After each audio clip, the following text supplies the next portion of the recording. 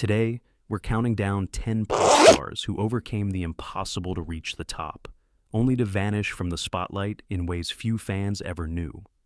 From chart-topping voices erased by scandals and contracts to icons brought down by industry betrayals and internet mobs, each story becomes more dramatic as our ranking unfolds.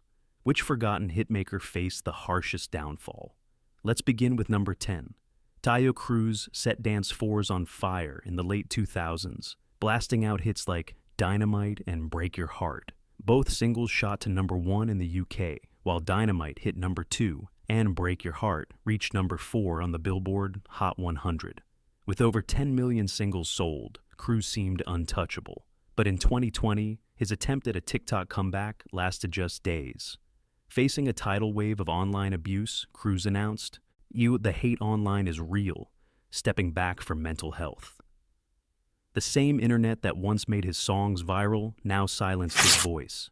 Sean Kingston exploded onto the charts in 2007, holding the number 1 spot for 4 weeks with Beautiful Girls. His debut album went platinum, and radio could not get enough of Fire Burning or his collaborations with top artists. But on May 29, 2011, everything changed. A jet ski crash in Miami left Kingston in a coma for nearly a week with life-threatening injuries. Tour dates and album plans vanished as radio airplay dropped by more than half. Just as he tried to rebuild, a new blow landed in 2024. Kingston and his mother were arrested on charges of wire fraud and theft totaling $1 million. Once a teen sensation, Kingston now faces up to 20 years in prison, his career derailed by tragedy and scandal. May Cleopatra stormed onto the scene in 1999, signed by Madonna's Maverick Records with a promise of global stardom. Their debut single, Cleopatra's Theme, hit number 3 in the UK and climbed to number 26 on the Billboard Hot 100, fueled by non-stop rotation on MTV's TRL and a Disney Channel concert special in 2000. But just as American fans started catching on, Maverick shifted focus to other acts, cutting their US push short. Despite Madonna's backing, the trio's stateside promotion was halted, and by 2002, the group had split. Behind the scenes, label priorities, not talent, decided who got remembered. Jennifer Page's Crush swept across radio in 1998, climbing to number 3 on the Billboard Hot 100 and holding strong for 30 weeks. The single hit number 1 in Australia and Italy, and her self-titled album went gold overseas. But after Crush, Hollywood Records shifted attention elsewhere, leaving Page without a follow-up single in the United States. In interviews years later, Page described it as the perfect storm, talent and timing, but no second chance. One hit wasn't enough when the label stopped believing. Willa Ford seemed poised for pop stardom in 2001.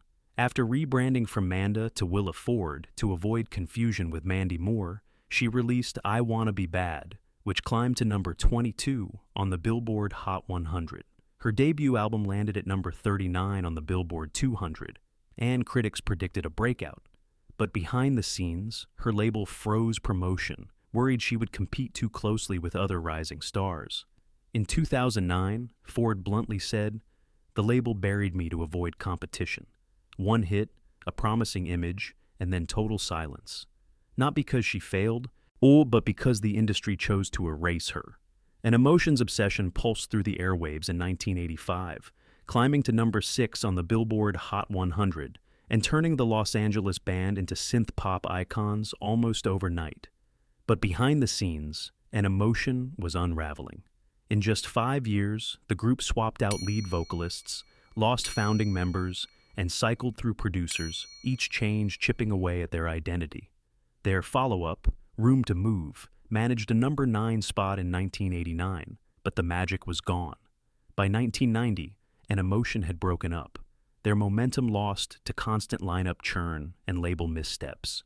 Years later, singer Astrid Plain summed it up saying, "Changes killed our vibe." For all their chart success, an emotion's legacy faded into the background, a casualty of instability that no hit single could save. Tony Basil's Mickey didn't just top the Billboard Hot 100 for 2 weeks in 1982. It became a global anthem, hitting number 1 in the UK and Australia. Before pop stardom, Basil choreographed for films like American Graffiti and The Rose and acted alongside Hollywood legends. She had a long resume behind the routines, but as soon as Mickey exploded, her entire career was reduced to a single image: the cheer captain with the high kicks. Later, singles fizzled, and the industry never let her outgrow the palms and pleated skirt. In a 2019 interview, Basil said that choreo defined her, not music. For millions, the song lives on at every pep rally, but the artist herself remains trapped in the shadow of her own creation. Tevin Campbell's voice stopped producers in their tracks before he was a teenager. Warren Quincy Jones took him under his wing at just 12, guiding Campbell to a platinum debut with the album Tevin in 1991. The single "Tell Me What You Want Me to Do" climbed to number 6 on the Billboard Hot 100. His next album, I'm Ready, soared to double platinum in 1993. Can We Talk broke into the top 10, hitting number 9 on the Hot 100 and number 1 on the R&B chart.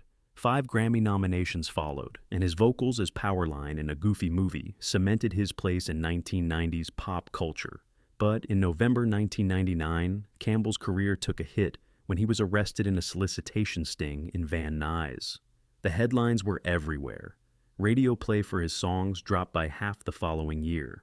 Campbell later said that it derailed everything. The stigma stuck, and the industry that once celebrated his talent quietly turned away.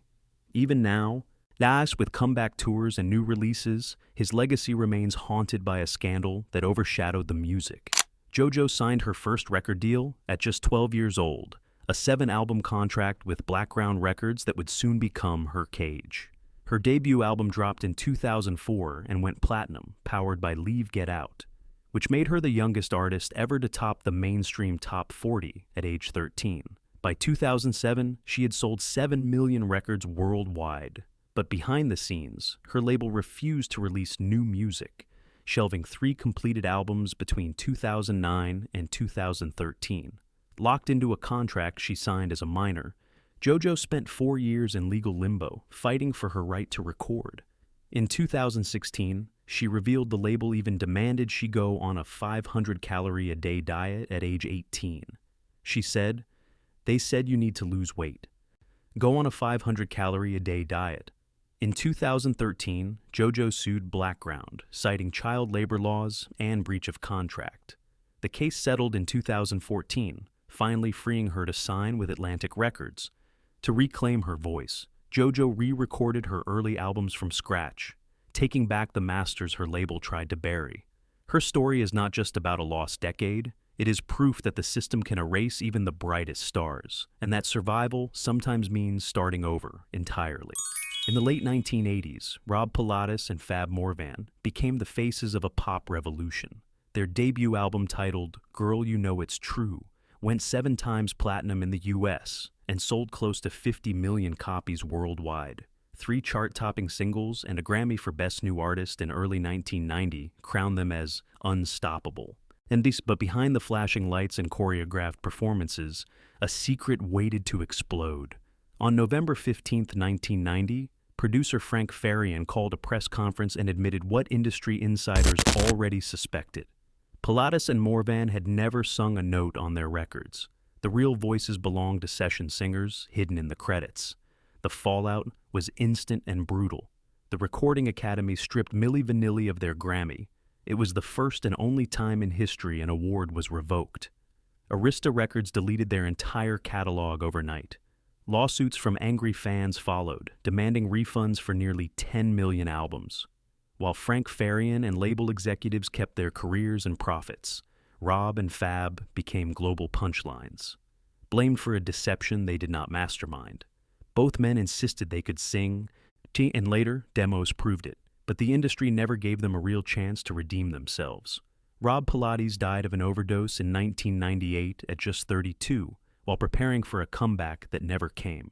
Fab Morvan, now living in Amsterdam, spent decades fighting for his story to be heard. In 2023, the documentary Milli Vanilli finally let him speak in his own words. His 2024 audiobook titled You Know It's True traces a journey from manufactured fame to public disgrace, and finally to hard-won self-acceptance. Morvan calls it a redemption arc, 35 years in the making, a reminder that the machinery of pop can create legends overnight and erase them just as quickly, leaving real lives in the wreckage. Across all 10 stories, one pattern stands out. Breaking through is never enough when the industry holds the eraser. These forgotten pop stars prove that talent can be erased by contracts, scandals, or silence. In pop music, memory's fickle, and the fight for fair treatment still matters.